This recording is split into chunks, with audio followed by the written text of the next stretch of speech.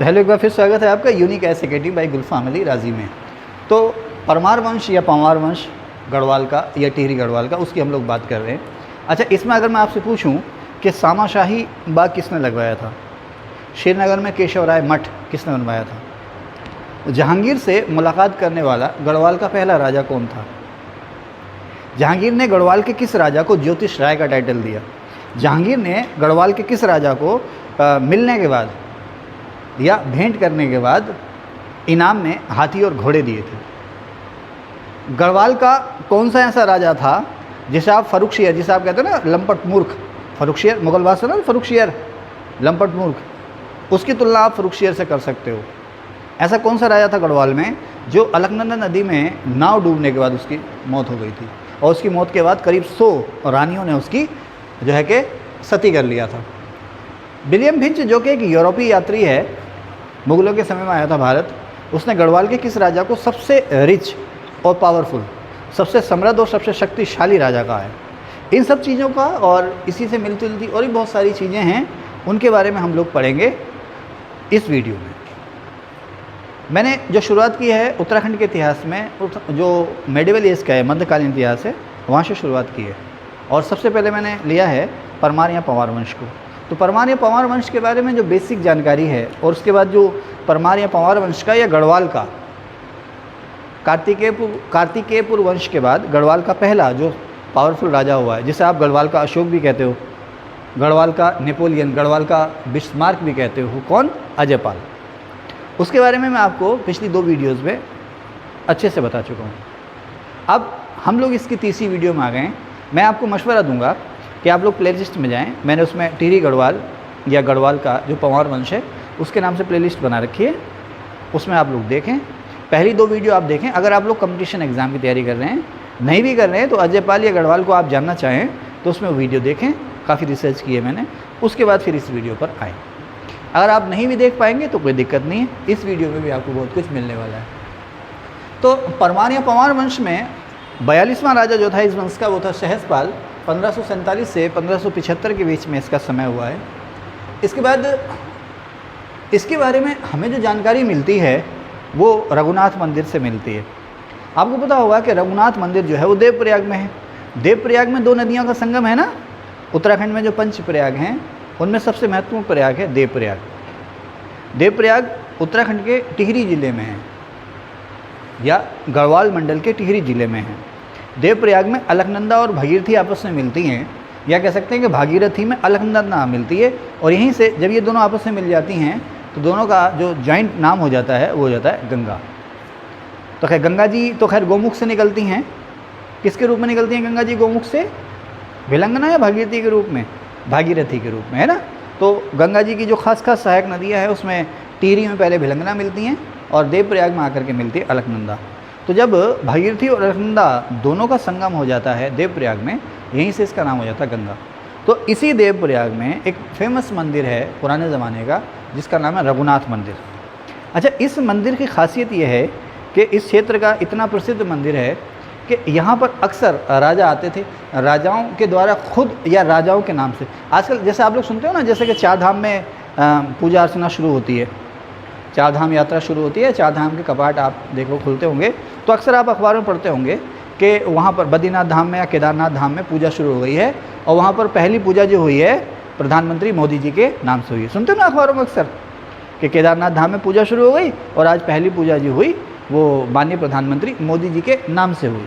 तो अच्छा, हमारे जो प्रधानमंत्री उन्हें उत्तराखंड से खास करके जो हमारे केदारनाथ और बद्रीनाथ धाम हैं इनसे खासा लगाव है, अक्सर यहाँ पर आते भी रहते हैं, समझ रहे ना। तो ऐसे ही एंसेंट या मेडिवल एज में जो राजा थे उन्हें भी, अच्छा कुछ राजा ऐसे थे जिन्हें कोई खास लगाव नहीं था, कुछ राजा ऐसे थे जिन्हें जो था मंदिरों मठों से बहुत खास लगाव था, तो बहुतों ने मंदिर और मठ बनवाए भी। तो ये जो रघुनाथ मंदिर है देवप्रयाग में, यहाँ पर इसकी दीवारों पर, इसके प्रवेश द्वार पर, कहीं दीवारों पर लिखा हुआ है तो कहीं दीवारों पर तांबे पर लिख करके उसको जड़वा दिया गया। जैसे हम तमाम तरह की सीनरी दीवारों में जड़वा देते हैं ना, तो राजाओं ने अपने बारे में कुछ लिखा है। राजाओं ने, उनके ज़मींदारों ने, जैसे एक मथुरा वीरानी, आप लोगों को नाम सुना होगा, माधो सिंह भंडारी की पुत्र वधू, उनका भी एक लेख मिलता है रघुनाथ मंदिर से। तो खैर राजाओं ने अपने बारे में या तो दीवारों पे लिखवाया है या अलग से किसी शीट पर, चाहे वो कॉपर की शीट हो या पत्थर की शीट हो, उस पर लिख दिया। उसको हम कहते हैं लेख। भारत में लेख लिखने की जो परंपरा, अपने बारे में जनता से डिस्कशन करने के लिए लेख लिखने की जो परंपरा शुरू की थी, किसने शुरू की थी? सबसे पहले सम्राट अशोक ने, है ना। और सम्राट अशोक ने या चंद्रगुप्त मौर्य ने इनको सबसे पहले किससे सीखा था? ईरानियों से। तो अभिलेखों के द्वारा जनता को अपनी बात कहने का जो तरीका शुरू किया था, सबसे पहले ईरानी राजाओं ने शुरू किया था।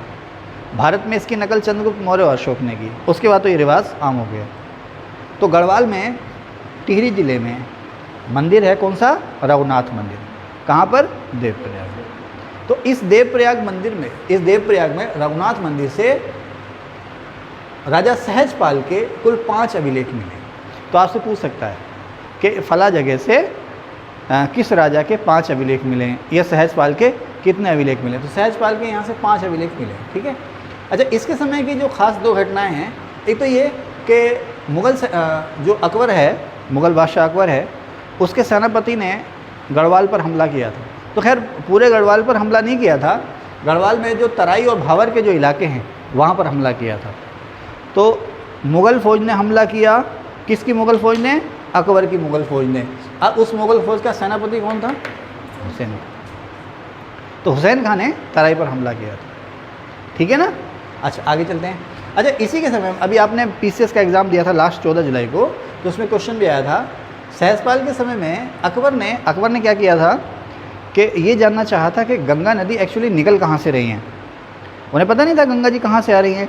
उनको तो ये था कि हरिद्वार से थोड़ा सा ऊपर से आ रही होंगी, हरिद्वार से थोड़ा ऊपर चले गया ऋषिकेश, वहाँ से गंगा जी आ रही होंगी। लेकिन अकबर, आपको पता ही है, बहुत ही पढ़ा लिखा तो था नहीं, लेकिन बहुत ही जिज्ञासु प्रवृत्ति का वो राजा था। तो अकबर ने अपने यहाँ से एक स्पेशली मिशन भेजा था ये देखने के लिए कि गंगा जी का जो एक्चुअल सोर्स है वो कहाँ से, यानी गंगा जी कहाँ से निकल करके आ रही है। तो अकबर ने गंगा नदी के सोर्स को, वास्तविक सोर्स को जानने के लिए एक मिशन भेजा था, जो राजा सहजपाल के राज से होकर के गुजरा था, या राजा सहजपाल के समय में गढ़वाल में आया था, ठीक है, समझ गए। आगे चले। अच्छा, उसके बाद राजा होते हैं बलभद्रपाल। आप देखें 1547 से 1575 तक सहजपाल, और उसके बाद बलभद्रपाल का समय 1575 से 1591। बलभद्रपाल जो हैं पमारों में पहले ऐसे राजा हैं जिन्होंने शाह का टाइटल लिया है। ये सवाल कई बार पूछा गया। तो अभी तक थे ये पाल या परमार, आपने सुना ना, अजय पाल, सहजपाल। अब यहाँ से ये हो जाएंगे धीरे धीरे शाह, हो गए ना, मान शाह। तो सबसे पहले जो शाह टाइटल लिया वो लिया बलभद्रपाल ने। इसका समय 1575 से 1591।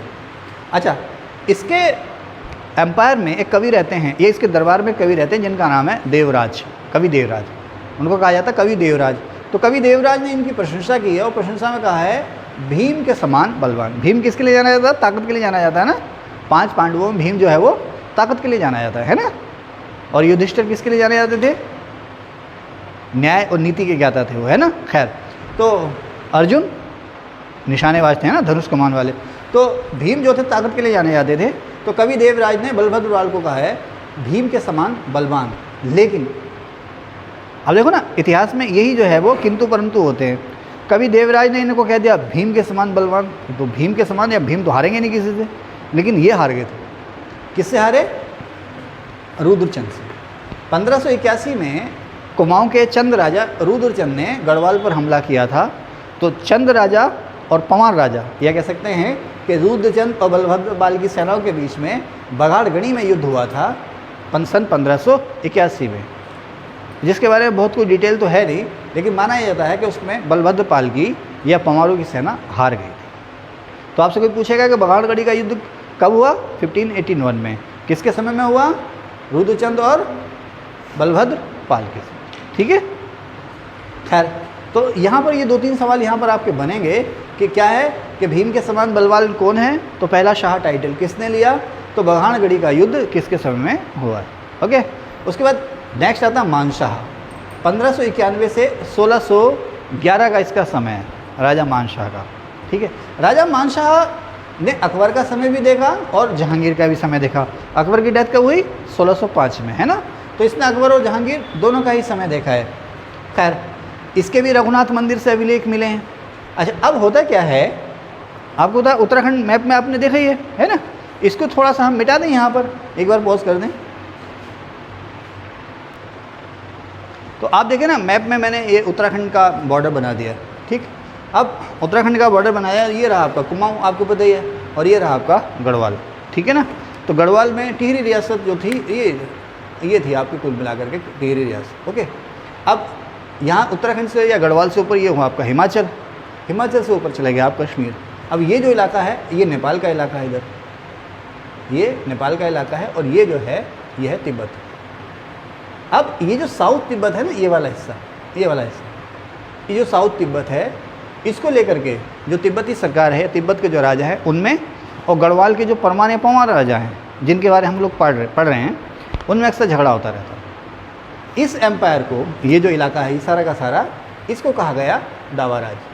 जैसे आप देखो ना भारत में कोई टिहरी रियासत है जिसके बारे में हम लोग पढ़ रहे हैं, कोई टिहरी रियासत है, कोई रामपुर रियासत है, कोई मुरादाबाद, तो कोई हैदराबाद, तो कोई भोपाल रियासत है। तो है तो ये तिब्बत, लेकिन इसमें एक छोटी सी रियासत है ये, जिसका नाम है दापा या दावा। दापा या दावा, दापा भी कह लेते हैं और दावा भी कह लेते हैं। बार बार आएगा तिब्बत का दापा राज्य या दावा राज्य, या दापा एम्पायर या दावा एम्पायर। तो छोटी सी रियासत है। तो अब जिनकी बात हम करें ना मानशाह के बारे में, तो ये पहले ऐसे, गढ़वाल के पहले ऐसे राजा हैं, या उत्तराखंड के पहले ऐसे राजा हैं जिन्होंने तिब्बत पर हमला किया। भाई आप देखो ना, इधर तो विस्तार एक्सपेंशन हो नहीं सकता था क्योंकि इधर मुग़ल जो थे पूरी तरह से पावर में थे। अच्छा, इधर जो हिमाचल जो आप देख रहे हो ना, ये जो रियासत है इसे कहते थे, कहीं इस रियासत का नाम है कांगड़ा, कहीं कुल्लू, तो कहीं ये वाला जो इलाका है इसको कहते थे सिरमौर। आजकल हिमाचल का एक डिस्ट्रिक्ट है, तो ये सिरमौर रियासत थी। इसी के पास कुल्लू रियासत, कांगड़ा रियासत, छोटी छोटी रियासतें थीं। तो ये जो छोटी छोटी रियासतें हैं आपस में लड़ रही हैं, मुग़लों से बच रही हैं, लेकिन छोटी छोटी रियासतें आपस में लड़ रही हैं। तो इसी सिलसिले में मानशाह की सेना ने दक्षिणी तिब्बत में दापा या दावा राज्य पर हमला किया, ठीक है ना। पहली बार इन्होंने हमला किया। अब जब हमला किया तो ये जो दापा या दावा स्टेट है, इसने अपनी अधीनता मान ली, अब इन्होंने क्या कहा, इस एम्पायर को अपने इलाके में मिलाया नहीं। राजा मानशाह ने अपने इलाके में नहीं मिलाया, उसने अधीनता मान ली, यानी कि उसे अपना राजा मान लिया। वो कहा कि साहब आप मेरा इलाका छोड़ दो, मैं आपको हर साल जो है टैक्स देता रहूँगा, ठीक है। तो दापा राज्य ने गढ़वाल की या मानशाह की या परमाणु की या पवारों की अधीनता मान ली। किस शर्त पर? अधीनता की शर्त पर। और क्या देना माना आपने? एक शेर, ये जो है कि तोलने की यूनिट है कोई शेर, एक शेर सोने का चूर्ण, यानी कि सोने की भस्म, या चूर्ण समझ गए ना, एक तो सोने के बिस्कुट हो गए, उसको पीस लिया, वो हो गया आपका चूर्ण। तो हर साल एक शेर स्वर्ण चूर्ण और एक मेढ़ा, मेढ़ा माने बकरा, हर साल मिलेगा आपको। कहाँ से? तिब्बत से या दापा राज्य से, ठीक है साहब। उसके बाद इनके बीच में जो हो गया वो समझौता हो गया, ठीक। हंस रहे हैं, गढ़वाल से बैठे ना, हंस रहे हैं, ठीक है, मेढ़ा हैं, ओके। खैर, तो मानशाह ने दापा या तिब्बत पर हमला किया और उसे अपनी अधीनता मानने को मजबूर किया, और उससे टैक्स में क्या पाया? हर साल एक शेर स्वर्णचूर्ण और एक मेढ़ा, ओके। अब इनके दरबार में कवि हैं, राजा किसके? मानशाह के दरबार में कवि हैं भरत कवि, एक सूरत कवि भी हैं। राजा सुदर्शन शाह जो थे, जो कविताएं लिखते थे, वो सूरत कवि के नाम से लिखते थे। तो सूरत कवि नहीं, ये हैं भरत कवि। तो भरत कवि जो हैं राजा मानशाह के दरबार में हैं। इन्होंने बहुत सारी कविताएं लिखी हैं। अच्छा, उसी में से इन्होंने जो पोइट्री लिखी है, उसमें से एक पोइट्री है जिसका नाम है मानोदय काव्य। मानशाह के नाम से ही है ये, मानोदय काव्य पोइट्री है ये। जैसे कबीरदास जी के दोहे हो गए ना, इसी तरह के ये पोइट्री का पूरा कलेक्शन है। क्या कहते हैं इसको? काव्य ग्रंथ। तो मानोदय काव्य ग्रंथ किसने लिखा है? राजा भरत ने। किसकी प्रशंसा में लिखा है? मानशाह की। राजा भरत किसके दरबार में हैं? मानशाह के दरबार में, ठीक है ना। अब ये जो मानोदय काव्य है ना राजा भरत का, ये न केवल मानशाह को जानने के लिए, बल्कि जो गढ़वाल का परमार या पवार वंश है उसको जानने के लिए भी बहुत इंपॉर्टेंट सोर्स है। बल्कि अब तक का जो इतिहास हुआ है उसको जानने का ये सबसे इम्पोर्टेंट सोर्स है। हालांकि इसमें बहुत सारी बातें बड़ा चढ़ा के कही गई होंगी, क्योंकि जो कभी दरबार में रह रहा है तो राजा की तो तारीफ़ करेगा ना, वो बड़ा चढ़ा कर कहेगा। लेकिन फिर भी बहुत सी बातें बड़ा चढ़ा करके कही गई होंगी, लेकिन फिर भी उस हिस्ट्री को जानने का ये इम्पॉर्टेंट सोर्स है। क्या? मानोदय काव्य। फिर से बता दूँ, मानवोदय काव्य किसके बारे में? मानशाह के बारे में। किसने लिखा है? दरबारी कवि भरत ने। ठीक है, मैंने लिखा भी है ये काव्य जो है मानशाह को समर्पित है। ठीक, अब मानवोदय काव्य जो है इसमें आपको क्या क्या देखने को मिलेगा? एक तो पंवार वंश की जानकारी मिलेगी, पंवार वंश की जानकारी का ये इंपॉर्टेंट सोर्स है। उसके अलावा मैंने लिखा इसमें मानशाह को कहा गया सूर्य के समान तेजस्वी। सूर्य किसके लिए जाना जाता? अपनी चमक, गर्मी के लिए। राजा मानशाह को इसमें सूर्य के समान तेजस्वी कहा गया, समुद्र के समान कहा गया गंभीर, समुद्र के समान गंभीर कहा गया है ना। और कह रहे हैं दान देने में ये कर्ण से भी आगे थे, तो धन में किससे आगे थे? ये कुबेर से भी आगे थे। ठीक है, अच्छा खैर, अब इसी में पता चलता है कि इन्होंने जहांगीर से भेंट की और जहांगीर इनके ज्योतिष के ज्ञान से बहुत प्रसन्न हुआ और प्रसन्न होकर के इनको टाइटल दिया किसका? ज्योतिष राय का। भरत कवि ने नहीं, राजा मानशाह ने। ठीक है ना, ज्योतिष राय का टाइटल दिया। इन्होंने ही एक शहर बसाया जिसका नाम था मानपुर। मानपुर शहर बसाया और अपनी राजधानी बनाया, उसको अपनी कैपिटल बनाया। ठीक है, विलियम फिंच ने, यूरोपीय यात्री था, विलियम फिंच ने राजा मानशाह को कहा है समृद्ध और शक्तिशाली राजा, यानी कि रिच भी था और पावरफुल भी था। ठीक है, अच्छा, लेकिन इतना सब होने के बाद भी मैंने आपको पता ना कि चंदों और पंवारों के बीच में या कुमाऊं और गढ़वाल के बीच में लगातार झगड़े चल रहे। भाई उस समय क्या था ना, हर राज्य जो था वो अपना एम्पायर बढ़ाना चाहता था, और जो ऐसा नहीं करता था, जो अपना एम्पायर बढ़ाता नहीं था या पड़ोसी राजा से बचने के लिए हथियार गोला बारूद तैयार नहीं रखता था, वो ख़त्म हो जाता था। जैसे हमारे यहाँ विदेशी आए, उन्होंने हम हड़प लिया, फिर उन्होंने लगा कि अभी अब हम तो खुदा हो गए, अब हमें कोई हरा नहीं सकता। तुर्क आए, तुर्क जब कमज़ोर हुए तो उन्होंने मुग़लों ने हड़प लिया। मुग़ल जब कमज़ोर हुए तो उन्हें किसने हड़पा? अहमद शाह अब्दाली, नादिर शाह, मराठे, अंग्रेज। बल्कि मुग़ल तो बाद में ऐसे हो गए ना, खरबूजा। क्या हो गए? खरबूजा। सब अपना अपना चक्कू लेके आए ना। अपना चक्कू कहाँ लेकर आए? एक ही चक्कू था, अल्लाह मुझे दे यार, थोड़ी खाँप उसने काटी, थोड़ी खाँप उसने काटी, थोड़ी खाँप उसने काटी, और सब जो मुग़ल एम्पायर था वो खरबूजे की तरह थोड़ा थोड़ा थोड़ा थोड़ा सबने काट लिया। इस खरबूजे में शुरुआत में सबसे ज़्यादा हिस्सा जो मिला वो मिला मराठों को, और बाद में सारा खरबूजा जो हजम कर गए कौन? अंग्रेज कर गए, है ना। कौन कर गए? फिर आ गए गांधी जी। कौन आ गए? गांधी जी, है ना। ओके चले साहब, तो अब हाँ, तो मैं क्या कह रहा था, इतना सब कुछ होने के बाद भी जो चंद राजा लक्ष्मीचंद हैं, चंद राजा हैं लक्ष्मीचंद इस समय के, देखो बहुत सिंपल सवाल भी आ सकते हैं क्या, कि राजा मानशाह के समय में चंद वंश का राजा कौन था? लक्ष्मीचंद, है ना। कौन था? लक्ष्मीचंद था। तो लक्ष्मीचंद की सेना ने या कुमाऊं सेना ने या चंद सेना ने गढ़वाल पर 7 बार हमले किए, लेकिन विलियम फिंच क्या कह रहा है? समृद्ध और शक्तिशाली राजा। 7 हमले इसने इसके विफल कर दिए। अब मैं कह रहा हूँ यार, जब 7 हमले तूने इसके विफल कर दिए तो आगे बढ़ के हमला क्यों नहीं कर रहा? आगे बढ़ के ख़त्म क्यों नहीं कर रहा? लेकिन खैर जो भी वजह रही हो, चंदों ने या कुमाऊं ने गढ़वाल पर 7 बार हमले किए। वो 7 हमले जो थे वो असफल रहे, यानी कि 7 बार चंद सेना कामयाब ना हो पाई। 7 बार पंवार सेना ने या मानसा की सेना ने, गढ़वाल की सेना ने इन्हें खदेड़ दिया। लेकिन अब जब 8वां हमला हुआ, 8वें हमले में गढ़वाल का जो सेनापति था वो था खतर सिंह। क्या था? खतर सिंह। यह कह सकते हैं राजा मानसा का या पंवार वंश का या गढ़वाल का ताकतवर सेनापति था खतर सिंह। जितनी बार भी हमले होते थे खतर सिंह आगे खड़ा हो जाता था कि आओ भी आओ, मैं देखता हूँ तुम्हें। और खतर सिंह इन्हें भेड़ बकरियों की तरह खदेड़ देता था। खासे खतर सिंह और खासे ही खदेड़ना। लेकिन 8वां जब हमला हुआ, इसमें चंद सेना ने खतर सिंह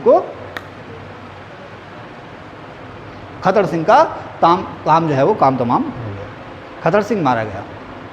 8वें हमले में राजा लक्ष्मीचंद की सेना के 8वें हमले में खतर सिंह मारा गया और परमार वंश के पंवार राजा या राजा मानशाह की हार हुई। लेकिन हार का मतलब ये नहीं है कि पूरा एम्पायर चला गया होगा, लेकिन ये युद्ध में जीत गए। उसके बाद समझौता हो गया था। अब होता क्या है कि अब हर बार हमला हो रहा है ना, हर बार हमला हो रहा है। जैसे अभी देखो ना, भारत और पाकिस्तान के बीच में क्रिकेट मैच होता है, हो रहा है ना, तो हमारे लिए क्या हो गया, वो रूटीन हो गया। मैच होगा, इंडिया की टीम जो है उसको पीट देगी।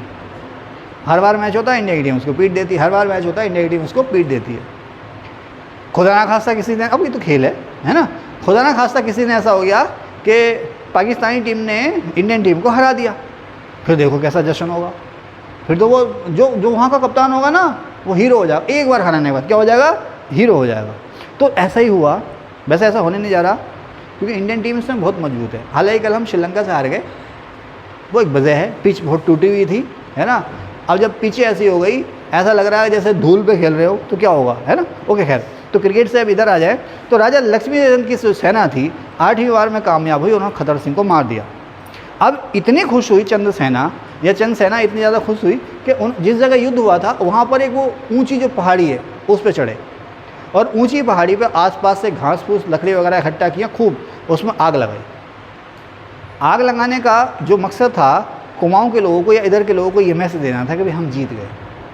ये तय कर रखा था कि अगर हम जीत गए तो हम आपको कैसे बताएंगे कि हम जीत गए। तो उन्होंने एक ऊंची पहाड़ी पे चढ़े और ऊंची पहाड़ी पे चढ़ करके उन्होंने आग लगाई ताकि कुमाऊं के लोग देखने आग जलता हुआ। उसका मकसद क्या था, खतर सिंह हरा दिया गया। तो कुमाऊं में त्यौहार बनता है उसी के बाद से, खतड़वा। कौन सा, खतड़वा त्यौहार। तो खतड़वा त्यौहार क्यों बनता है, देखो आप जान रहे हैं ना, नहीं जानते। हाँ, कुमाऊं के लोगों ने हराया था किसको, गढ़वाल के लोग, है ना। हाँ अब देखो ना, पार्टीशन है ना, अब देखो कुमाऊं नहीं बड़ा गढ़वाली, तो ऐसा कुछ नहीं है, ठीक है। जो अतीत में गुजर गया वो गुजर गया, है ना। हाँ, लेकिन देख लो भाई गढ़वाल वालों, है ना।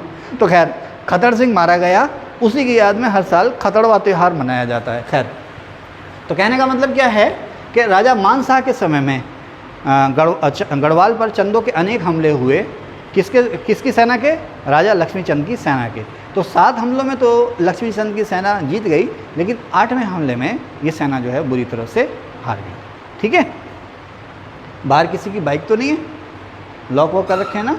हाँ, आजकल चोर वोर बहुत आ रहे हैं। ठीक है, ये सारी कहानी मैंने साथ लिख रखी है ना यहाँ पर।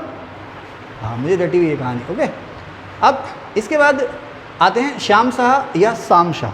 श्याम शाह या शाम शाह, इनका समय है 1611 से 1631 तक का। 1611 से 1631 अभी जहांगीर है। जहांगीर की मौत कब हुई तब, 1625 में, है ना। तो यानी कि इन्होंने किसका समय देखा, जहांगीर और शाहजहाँ दोनों का समय देखा।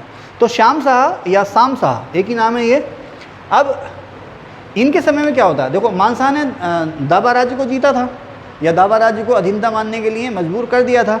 इनके समय में क्या होता है कि इस दावा राज्य ने गढ़वाल पर हमला कर दिया। ये परेशान हो गए हर साल टैक्स दे दे के। लगा अब इन्होंने अपनी सेना जुटाई, लगा यार ये दिक्कत जो है वो ख़त्म करो।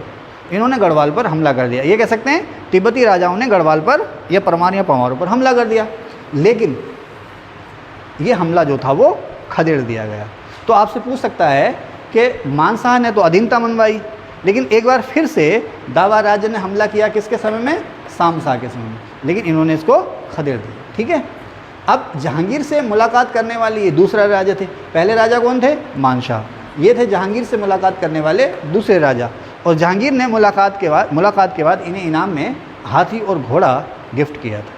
ठीक है, अच्छा, इन्हीं के समय में गढ़वाल में पहली बार एक ईसाई मिशनरी दल आया था। ईसाई मिशनरी समझते हो, ईसाई मिशनरी का मतलब ईसाइयों का ऐसा ग्रुप जो घूम घूम कर लोगों की सेवा करता है और समाज सेवा के साथ साथ लोगों को अपने धर्म के बारे में बताता, ईसाई धर्म के बारे में बताता।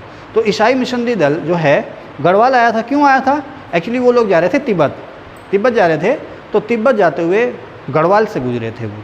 तो आपसे पूछ सकता है क्या कि श्याम शाह के समय में तिब्बत जाते हुए ईसाई मिशनरी दल जो था वो गढ़वाल से होकर के गुजरा था। ठीक है, जहांगीर ने अपनी ऑटोबायोग्राफी या आत्मकथा लिखी है जिसका नाम है तुझ के जहांगीरी। जहांगीर ने अपनी आत्मकथा लिखी है जिसका नाम है तुझ के जहांगीरी। इसमें इसने कहा है कि भाई मेरे पंवारों से जो है वो अच्छे संबंध हैं। तो आपसे पूछ सकता है, एक तो कॉमन चीज़ ये हो गई कि तुझ के जहांगीरी किसकी है, जहांगीर की है। तो आपसे ये भी पूछ सकता है कि पंवार किस वंश का, उसने पहाड़ के किस वंश का उल्लेख किया, पंवारों का किया है। अच्छा, पंवारों में किस राजा का नाम उसने लिया है, इसका भी लिया है और इसका भी लिया है। श्याम शाह का भी लिया है और किसका, मानशाह का भी लिया है। इसने कहा है कि जहांगीर क्या कहता है कि साहब मेरे पंवारों से जो है वो अच्छे संबंध हैं। ठीक है, अच्छा, लेकिन श्याम शाह या मानशाह जो है, श्याम शाह या शाम शाह जो है बहुत ही स्वार्थी माने लालची और घमंडी राजा थे। लालची भी था और घमंडी भी था। इसने श्रीनगर में, गढ़वाल में श्रीनगर में एक मठ बनाया जिसका नाम था केशव राय मठ। अच्छा, इसके चरित्र में एक थोड़ी सी कमी थी कि इसे महिलाओं की संगति ज़्यादा पसंद थी। आमतौर पर महिलाओं की संगति में ही ये रहता था। जो विवाहिता पत्नी है वो तो है ही है, इसके अलावा अपने साथ बहुत सारी महिलाएं ये साथ रखता था। अब इसकी जो मौत हुई, अलकनंदा नदी में ये नाव में घूम रहा था, तो अलकनंदा नदी में इसकी नाव जो थी वो डूब गई। इससे इसकी मौत हो गई। तो इसके मरने के बाद इसकी करीब 100 रानियों ने सती कर लिया था। सती समझते हैं ना मनीष? सती नहीं समझते? हाँ, चलो अभी बताते हैं। खैर अभी जब ये सेशन ख़त्म हो जाएगा मैं आपको बताऊंगा सती, क्या पता आप भी ना जानते हो। तो खैर एंशिएंट एज में और मेडिवल एज में भी हमारे यहाँ एक ये बड़ा ही, मैं इसको बहुत ज़्यादा, एक्चुअली ये सामाजिक धार्मिक मसले होते हैं ना, तो इनको बोलते हुए मैं डरता हूँ। तो एक रिवाज था कि जब पति की मौत हो जाती थी तो बहुत सी पत्नियाँ क्या करती थी, पति की मौत के बाद या तो अलग चिता में या पति की चिता में जल करके अपनी जान दे देती थी। इसको कहते थे सती प्रथा। अब ये ख़त्म हो गई था। इसके बाद राजा हुए राजा महीपति शाह। 1631 से 1634 का इनका समय है। इनका टाइटल है गर्भभंजन। क्या टाइटल है? गर्भभंजन। राजा महीपति शाह का टाइटल है गर्भभंजन। 1631 से 1634 का समय, ठीक है। अब राजा महीपति के सेनापति थे लोदी रिखोला। लोदी रिखोला, या ये होता क्या है कि इन्होंने दावा राज्य पर हमला किया। किसने? महीपति शाह की सेना ने। सेनापति कौन है? लोदी रिखोला। लोदी रिखोला ने अब एक बार फिर से दावा स्टेट या तिब्बत पर हमला किया, और इस हमले में होता क्या, अब इन्होंने पूरा कब्जा कर लिया। अब अंग्रेज़ जो है मीर जाफ़र या मीर कासिम को बिठा करके राज नहीं कर रहे हैं। अब अंग्रेज़ ने सारे नवाब हटा दिए, बंगाल पर सीधा शासन करना शुरू कर दिया। सुने ना बंगाल जब पड़े हो तो। खैर, तो इसी तरह से महीपति शाह ने हमला करवाया लोदी रिखोला से और कहा कि भाई अब ये किस्सा ख़त्म करो, अधीनता विधीनता किस्सा करो, इसको सीधे अपने एम्पायर में मिला लो, अब अपने यहाँ से इसको हम चलाएंगे। तो दावा राज्य या दक्षिणी तिब्बत पर हमला किया और यहाँ पर पूरा कब्जा कर लिया। अब पहली बार ऐसा होता है कि पमारों ने यहाँ पर सीधा शासन करना शुरू कर दिया, प्रत्यक्ष शासन करना शुरू कर दिया या सीधा शासन करना शुरू कर दिया, या इसको अपने एम्पायर में मिला लिया। मिलाने के बाद क्या, भाई अब तुम भी हमारे यहाँ के नागरिक हुए। जैसे 1857 में विद्रोह हुआ था ना भारत में, तो 1857 के विद्रोह के बाद 1858 में इंग्लैंड की पार्लियामेंट ने कानून पास किया था, और उस कानून को पास करने के बाद क्या भाई अब ईस्ट इंडिया कंपनी का राज खत्म हो गया भारत में। अब इंग्लैंड सरकार जो है सीधे यहाँ पर शासन करेगी। भारत को इंग्लैंड ने मिला लिया था, तो जो भारत के जो सिटीज़न थे वो इंग्लैंड के सिटीज़न हो गए थे। तो इन्होंने भी अब क्या किया कि दावा जो एम्पायर है उसको गढ़वाल में मिला लिया, ठीक है। तो पहली बार यहाँ पर पवारों का सीधा कंट्रोल या सीधा शासन शुरू हो गया। मीन्स महीपति शाह पहला ऐसा राजा था, पहला ऐसा पवार राजा था जिसने साउथ तिब्बत या दापा या दावा पर पूरा अपना सीधा कंट्रोल कर लिया था, ठीक है। आगे चलें। अच्छा, इसके बाद ये जो लोदी रिखेला हैं, इन्होंने तराई और भावर पर हमले किए। यहाँ पर बहुत सी हुड़दंगी थे, बहुत से चोर डकैत लुटेरे थे, उनको मार भगाया, ठीक। इसके बाद ये पहुँचे सिरमौर। मैंने बताया ना यहाँ पर ये सिरमौर, ये हिमाचल में सिरमौर पहुँचे, और यहाँ पर भी इन्होंने कुछ किले जो हैं जीत लिए। तो आपसे पूछ सकता है कि लोदी रिखोला किसके सेनापति थे, और लोदी रिखोला की क्या जो अचीवमेंट्स हैं, एक तो दावा पर कब्जा, तराई भावर पर हमले और सिरमौर पर हमले। सिरमौर का हुआ हिमाचल में, ठीक है। अब लेकिन इसके बाद जब इन्होंने सीधे यहाँ पर राज करना शुरू कर दिया तो गड़बड़ हो गई, और गड़बड़ ये हो कि यहाँ के लोगों ने आसपास की फ़ौज के साथ मिलकर के बगावत कर दी, और ये बगावत इतनी भयंकर थी कि गढ़वाल के जितने ही फौजी थे वो सारे के सारे फौजी वहाँ पर तिब्बत पे मारे गए। तो इस समस्या के समाधान के लिए अब भेजे गए माधो सिंह भंडारी। ये भी महीपति शाह के सेनापति थे। माधो सिंह भंडारी को भेजा गया और उनको कहा गया भाई इस बगावत को जा करके आप दबाओ। अब इन्होंने न केवल उस बगावत को दबाया बल्कि तिब्बत से समझौता भी हुआ। समझौता हुआ कि भाई ये इलाका हमारा और ये इलाका तुम्हारा, जिसको कहा गया सीमा का झगड़ा सुलझाया। अच्छा, एक जगह छोटा चीन, यहाँ पर अगर आप ध्यान दोगे तो ये रहा आपका हिमाचल, ठीक है ना, हिमाचल। अब ये आ रही है आपकी नदी तिब्बत से होती हुई हिमाचल से आगे चली जाएगी पंजाब, सतलज नदी है। तो उत्तराखंड से पार आप जाओ हिमाचल और तिब्बत के आसपास ये जो सतलज नदी घाटी का ये इलाका है, इसे उस दौर में कहते थे छोटा चीन। क्या कहते थे? छोटा चीन। तो कहाँ हुआ? इसके कुछ हिस्से हिमाचल में और ज़्यादातर हिस्से इसके तिब्बत में, उत्तराखंड में नहीं। कुछ हिस्से हिमाचल में और ज़्यादातर हिस्से कहाँ पर? तिब्बत में। किस नदी की घाटी के आसपास? सतलज नदी की घाटी के आसपास। तो छोटा चीन का इलाका है, मैंने लिखा भी है सतलज घाटी हिमाचल और तिब्बत में। यहाँ पर माधो सिंह भंडारी ने हमला किया, लेकिन यहाँ पर इनकी डेथ हो गई, मौत हो गई इनकी। तो जब इनकी मौत हो गई तो इसके बाद अच्छा, इनकी जो इच्छा थी कि मेरा जो अंतिम संस्कार हो वो हरिद्वार में हो, लेकिन उस समय घोड़ों से चलते थे, घोड़े खच्चरों से चलते थे, वहाँ से यहाँ तक लाते तो शव खराब हो जाता। तो क्या किया गया था साहब? पहले इनके शव को तेल में भुना गया था, तेल में भूनकर कपड़े में लपेटा गया और हरिद्वार में ला करके यहाँ पर फिर इनका अंतिम संस्कार किया गया। तो यहाँ तक बात हुई महीपति शाह की। इससे आगे चलेंगे हम नेक्स्ट सेशन में। Thank you.